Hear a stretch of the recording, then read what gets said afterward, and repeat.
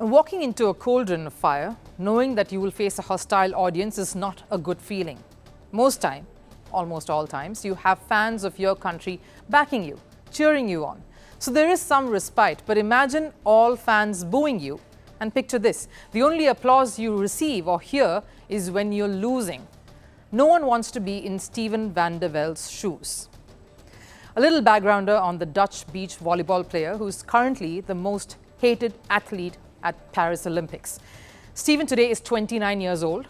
The athlete was absent from the international circuit for a while because of a crime he committed in 2016. He raped a 12-year-old child in Britain. He befriended her on Facebook, knowing fully well how old she was and what he intended to do. He flew over to Britain in 2014 and committed a heinous act. He pleaded guilty at the trial and was sentenced to prison. He was sentenced to 4 years.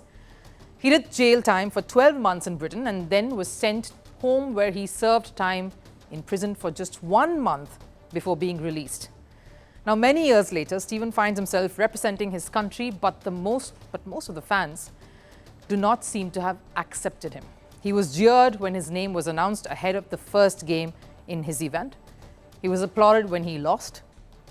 He's in isolation. He doesn't stay with the rest of his contingent or the other athletes in the game's village. He stays outside. He's also disallowed from any post-match or pre-match press events or press conferences. There's zero interaction with him and the public at large. And understandably so, the bodies who've come under fire are the Dutch Olympic Committee and IOC. The Dutch Olympic Committee has been questioned as to why this tainted athlete's name was included. In fact, Netherlands chef de mission Peter van der Hogeband expressed mild surprise to the uproar as the player in question had got back to playing competitive sport in 2017 itself. The Netherlands committee seems to believe that Steven has rehabilitated, done his time for a crime, and is a changed man now.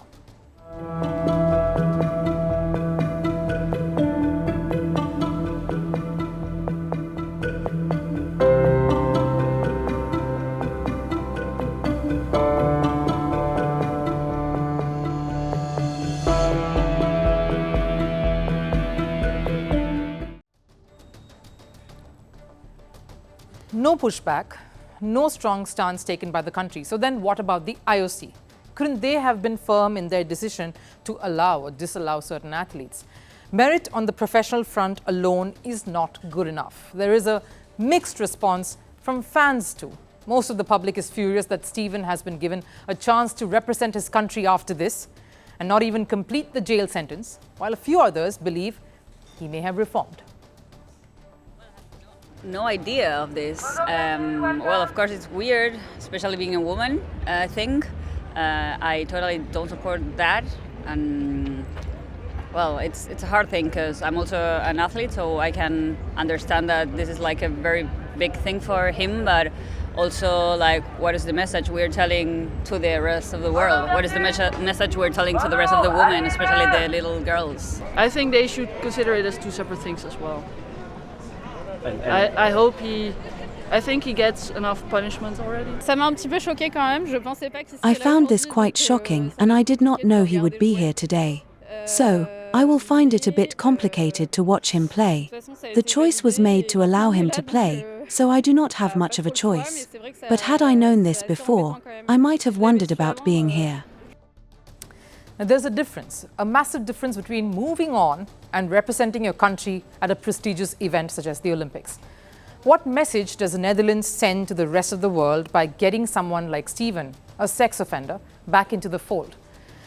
Maybe little thought has been given to the victims of sex abuse, for whom even a chance to move on is a nightmarish struggle. Yes, we all believe in second chances, but when can you truly grant that?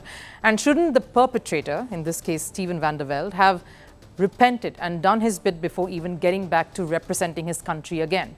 Should the IOC have stepped in and taken matters into their own hands? If they can take a call on certain athletes not being allowed to participate owing to war and crimes on humanity, how is this case so very drastically different?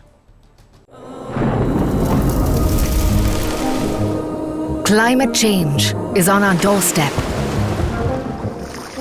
It's time for a revolution to take root. And it starts with 1.4 billion Indians. It starts with one tree. One tree for humanity. One tree for Mother Earth. One tree for our future. Project One Tree, a News 18 network initiative.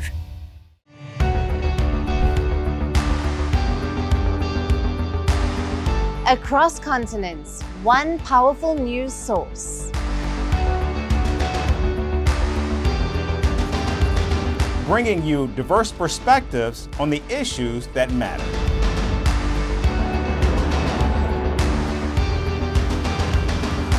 We go beyond the boundaries to give you that little extra about every sporting moment.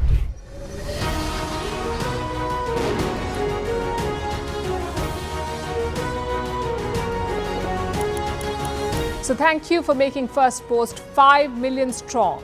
We're counting on your support, and you can trust us to bring you the news unfiltered and unvarnished.